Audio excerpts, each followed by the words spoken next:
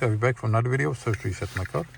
In today's video I'm going to show you I can get rid of this indicator over here of an Skoda Superb. Oil change required.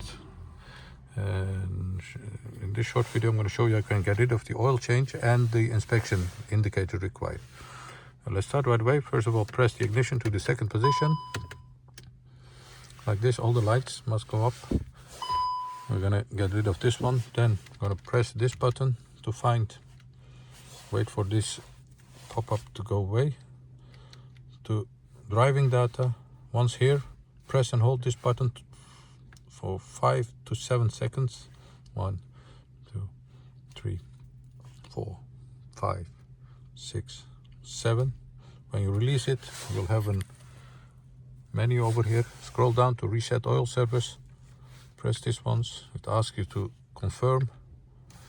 Wait for it to go away. Then you can scroll down to reset inspection. Press it once. Press it again, and you'll see that the surface interval has reset. This is Skoda Superb 2019 till 2024. It's the same, I think. And now when we start the car, the indicator for oil surface and the inspection indicator won't pop up anymore. That was it for this video. Give us a thumbs up if you like our videos. We have more than 600 other videos on how to reset different model cars. Hope to see you next time with another video. Stay safe, take care, bye bye.